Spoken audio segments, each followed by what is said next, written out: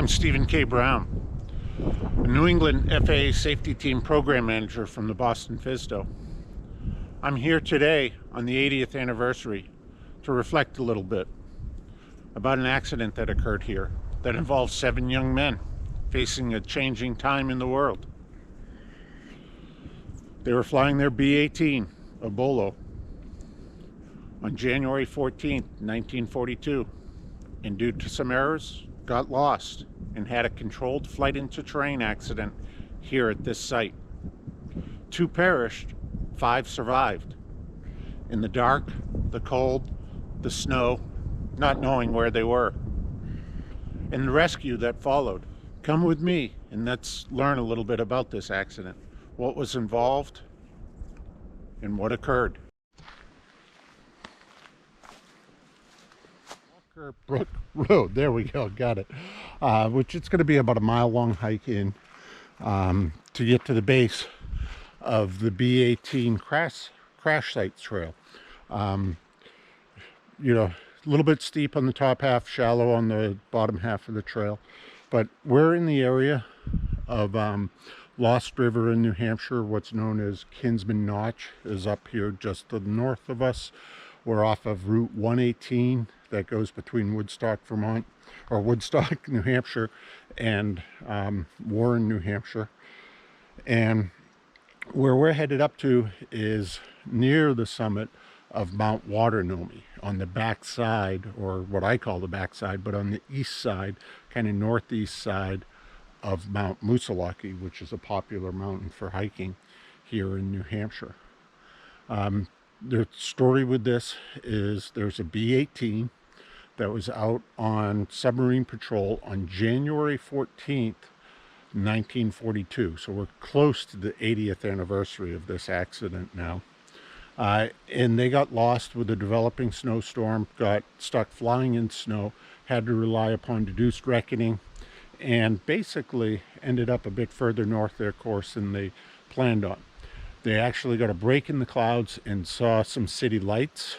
It was the evening on January 14th, 1942, and confused the city lights of Concord, New Hampshire for those of Providence, Rhode Island. And they're trying to get back to the Westfield Barnes area, Springfield, Mass, to their military base out there.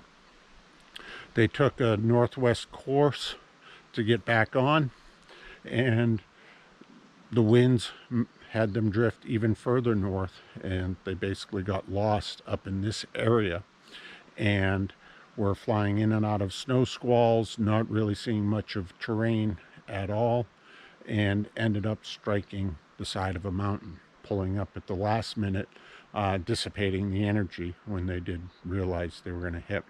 So this is a story of lost orientation along with controlled flight into terrain. So we're on the very, very easy part of this hike. We're just going up Walker Brook Road, which is closed to motorized vehicles by the state of New Hampshire National Forest. But it is interesting to think about. This accident occurred 70 years ago in January. And rescue squads basically were developed initially from the nearby town of Woodstock in Lincoln, New Hampshire, then ultimately from the Army down at Grenier Field, Manchester, which is now the Manchester, New Hampshire airport, served by the airlines, Kilo Mike Hotel Tango. And you know, it's January. They had to hike through some pretty deep snow to get up here. Also, the highways and major routes that are here, like Route 112, what's known as the Kangamangus Highway or Kangamungus, depending upon your pronunciation, was not here. All that was in the area was what was known as Sawyer Road. So it was a bit more difficult for them to get up here. And then also to think about, this happened in 1942. In 1938, there was a significant hurricane that came through the area. So in addition to the snow that would be here, just trekking through the woods without any marked trails, ultimately, but also trees blown down everywhere. In fact, there's even some stories of people ending up in chest-deep snow, even with snowshoes on, trying to get up to where the accident did occur. The local community did end up knowing about the accident almost immediately, because a few people did see the very low-flying aircraft.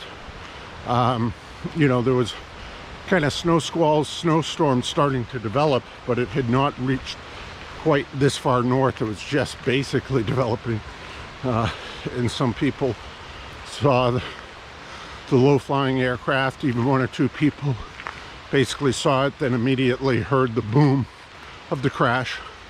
But also the aircraft, because it was on a submarine hunt expedition for the military here at the start of World War II, was carrying some 300-pound bombs, if I do recall correctly, and a significant fire ensued at the crash, and some of those did light off and go off. In fact, you know, military bomb squads, whatever you want to call them, came in and cleaned it up for a few days after, but also warned people to stay away from the site, just because they really don't know if they had found everything, because it was all covered in snow. So a significantly different environment that they were working in is from what you can see here from just my pleasant little walk.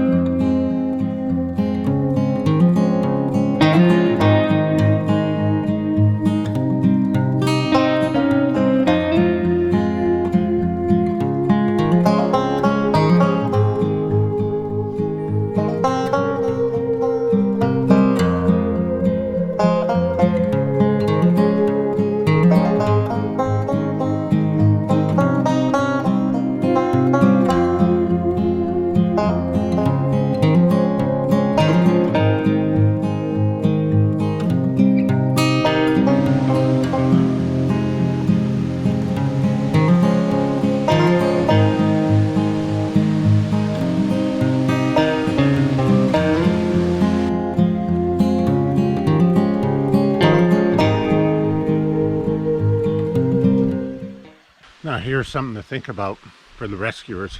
You know, granted, this is a hot July day, kind of steamy in the morning even, where I'm up doing this, but in January, hiking up in the rough terrain like this, no trail marked, trees down, you can't see, but we got a few down from ice storms in the past few years, and then starting to holler out, you know, for any survivors, and then getting a reply back as you're sitting trying to listen in the silence. You know, brooks like the little one beside me wouldn't be running. It'd just be the eerie silence. There was snow falling, and then in addition, there, like I mentioned earlier, 3 of the survivors started walking out, 2 of them together, followed by a third one, I think the maintenance officer or mechanic that was on board, and he didn't even know the other 2 were in front of him. He thought he was the only survivor and started heading down because he knew if there was anybody else surviving or any word of the accident, it would have to come from one of them reporting it. But, you know, hiking through the snow and coming across some badly injured individuals and having to administer first aid. Very simple but effective trail marker.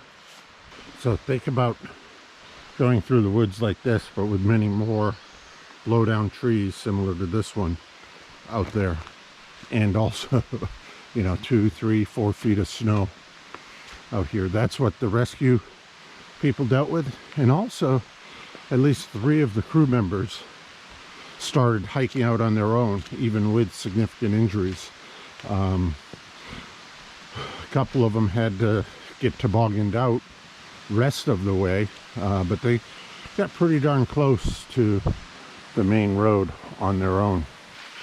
As we progress along, you know, there definitely are some that are keeping the memory of this going. You know, some of the most effective trail markers that I've seen. This is about the 5th or 6th one that someone has posted along this trail, because, you know, it was a challenging time. Boy, that generation had to grow up quick, really quick.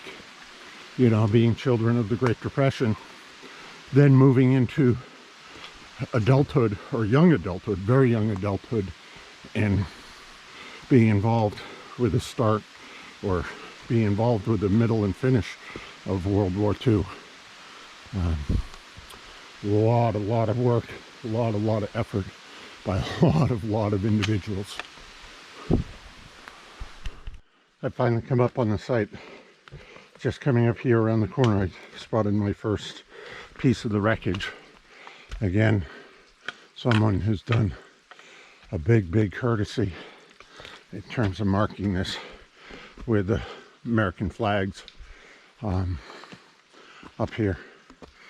So I don't know if it's oil tanks, fuel tank bladders, whatever. I don't know the B18 well, but as you also start looking around, you can tell people have walked around, seen some things, trying to find bits, pieces, all of that.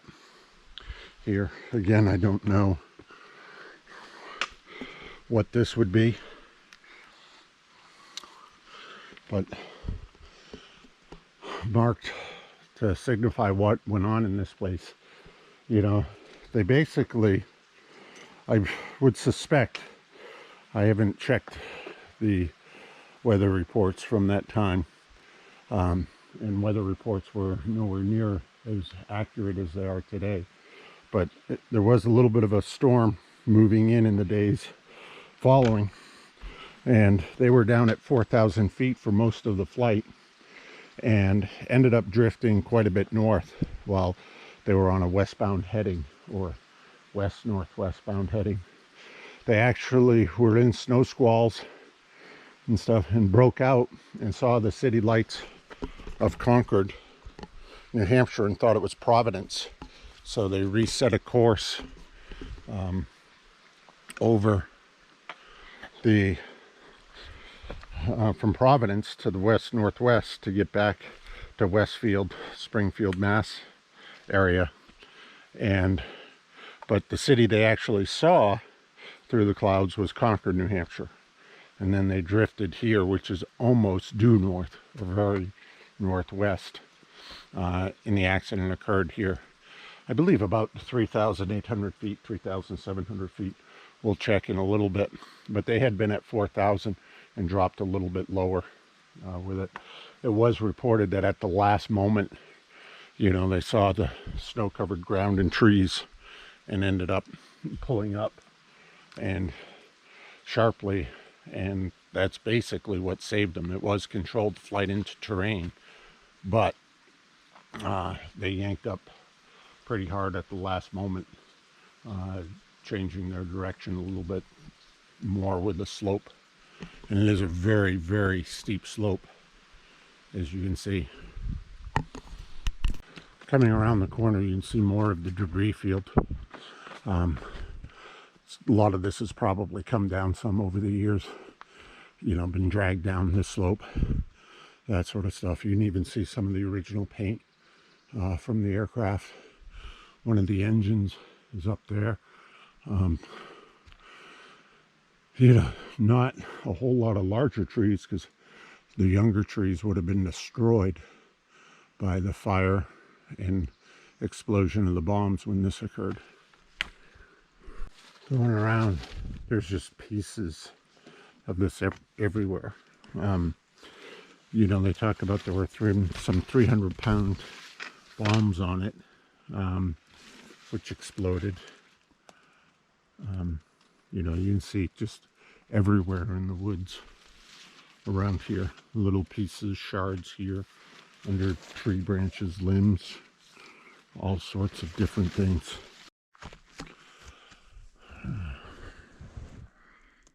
You can see this is probably where the aileron was attached, on this section here of the wing.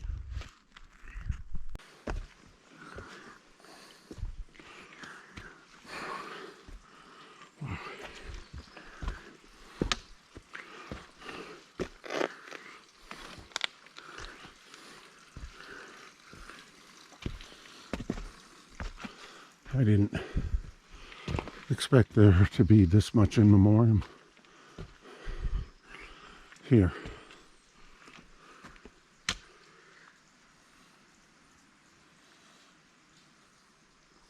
Yeah, January 14th. Sorry about that. The 7th stuck on my mind in relation to it.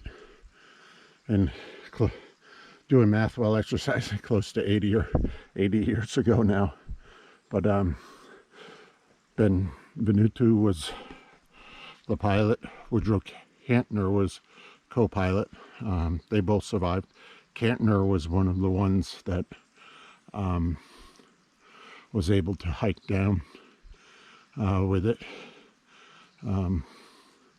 Benvenuto, if I'm pronouncing it correctly, I believe was killed later on in the war.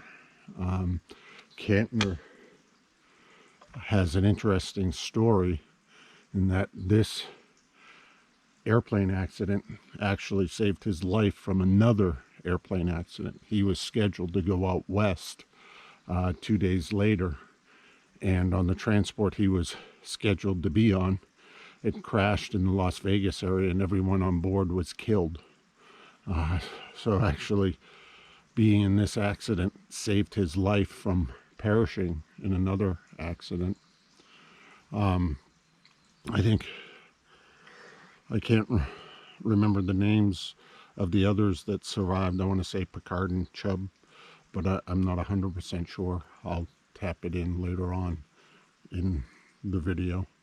I'll give you a little bit of history on each of them in relation to it. But they came from all over the country. One from Billerica, Mass, which, you know, 120 miles away maybe. Others as far away as Arkansas. So really, you know, it was actually mostly B-24 crew that were assigned quickly to the B18 just because they were short pilots. And here's about Craig Fletcher.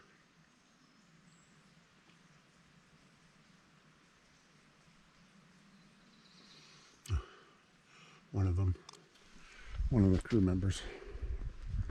It's amazing,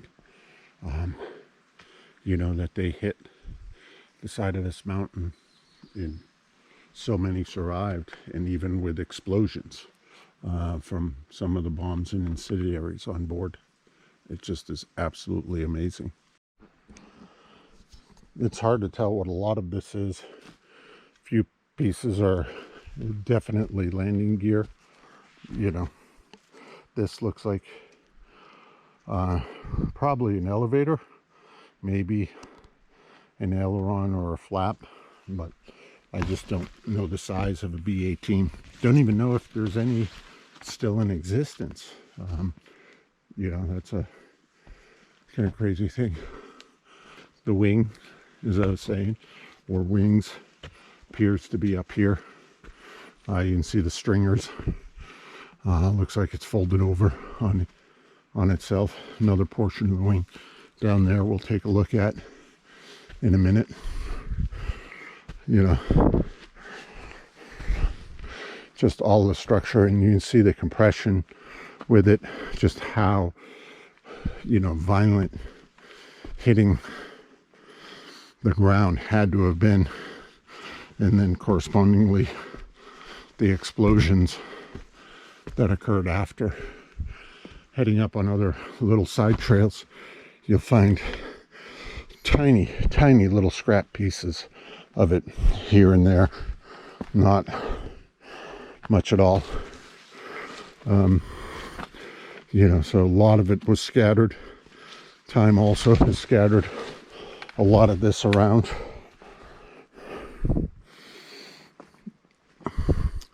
For us, looking at that, it looks like the B18 had split flaps. You can see that probably was where the landing lights were in the wing.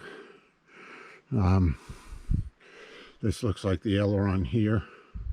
So I'm sure what we were looking at before was likely the elevator or maybe the rudder. But this design set up here, you can see the curvature. What looks like it's probably flap hinge, piano hinge right in there. And then this looks like, you know, what is probably the aileron and aileron fixtures out on the wing. I don't think they had a huge wing for how much that it carried. I suspect I'll have to look up the specifications, but by the few pictures I've seen, I would suspect that it had a pretty darn high wing loading. It had a, you know, very classic Clark Wallace style airfoil, with it, you know, holes punched in. This time it's gone on corrosion. No, that's metal up there. It's incredible. I can't remember, but I think this is the tail here portion. Maybe some of the fuselage. I think, if I remember correctly, this is the part where you can see the star insignia is right here. I think that's why it's kind of lifted up. Yeah, you can see a little bit of it on the back side. I see blue. Yeah, do you? Yeah. You can see some over here too of the star insignia. But I think this was like probably the vertical stabilizer and the rudder, especially seeing that curve right there. Bet you that's part of the rudder. So, coming out of the woods, about halfway back now, but the remaining part of this is just on a flat road. But, you know, a good workout. It's pretty darn steep going up the from this point forward. Some beautiful views, beautiful waterfalls. We've had a fair amount of rain here lately, so more water than you would expect on the trail. And, you know, slipped and fell a couple times, so maybe there'll be something funny for you at the end of this video, who knows. But it is a good example of how you can find something aviation oriented, give you an opportunity to think a little bit about what you're doing aviation wise, proficiency wise, safety wise. Learn a little bit from learning about the accident and what was involved. Again, this one was basically disorientation, got lost, and then ended up flying into higher terrain, and it was a controlled flight into terrain. Things like GPS definitely help with that in today's environment, but it doesn't mean that it's completely eliminated. We have it still happen here in New England. It happens more often out west in the mountains out there, especially with density altitude. That's another big factor. But, you know, it gives you time to think. And today, really, the thing I thought about a lot was learning to fly, the process associated with it, and the steps and the skills that you need. And, you know, deduced reckoning, understanding how your aircraft performs is more than just looking on an iPad and pulling the numbers directly off of there. Is you want to get some experience in seeing the practical application of that. You know, and it doesn't hurt for those of us that are old timers, to break out the old whiz wheel, E6B or CR5, if you remember that from Jeppesen, and see if you still got the skills. And you know, it crossed my mind, that's a skill that I haven't used much lately, or a lot, and I probably need some refresher. So I think in the next upcoming year, each year I kind of put together a proficiency plan, and some of you may have seen that in some of the other webinars that we've done about pilot proficiency. And each year I try to do at least one level of the wings program. I think I could take, you know, flight topic 3, which is airport operations, and go to a couple airports with an instructor and work on my navigation and deduced reckoning skills in an airplane, and fly under the hood a bit. You know, try to do at least one leg, if not 2 legs, where I navigate from one airport or specific point to another, even with turns going around airspace, and not have anything GPS or any electronic nav aid available to me, and see that I can do it and see how close I am at determining that. You know, weather forecasts are much better now than they ever were. Winds aloft forecasts definitely are in relation to that, and bring along the flight instructor to meet that requirement. You can even do it yourself with a safety pilot. Fly underneath the hood. You know, they can keep a look at their iPad or whatever, but you know, for you yourself, just use the deduced reckoning and see how it comes out. You probably will surprise yourself at the accuracy. You may also surprise yourself the other way and decide, this is something that maybe I need a little bit more work on. Because I'm sure many of us, me included, have not dug into the charts and performance of our aircraft anywhere near as much as when we first got our pilot certificates. So I hope you enjoyed this video. At the end here, you probably will see specifics on how to do this hike if you'd like to yourself. You also, I'll try to throw in a couple bloopers. I had a slip or fall or 2 in the mud. Hopefully won't have any more on you know, this nice flat trail at this point in time. But it was a good opportunity to get out, get some exercise, make sure that I'm staying healthy, and clear my mind a little bit about aviation, and give me the opportunity to kind of focus just on that. The wing, or what's left of wings, and there's the first fall. Knew that would happen. You can see, pretty slick, even with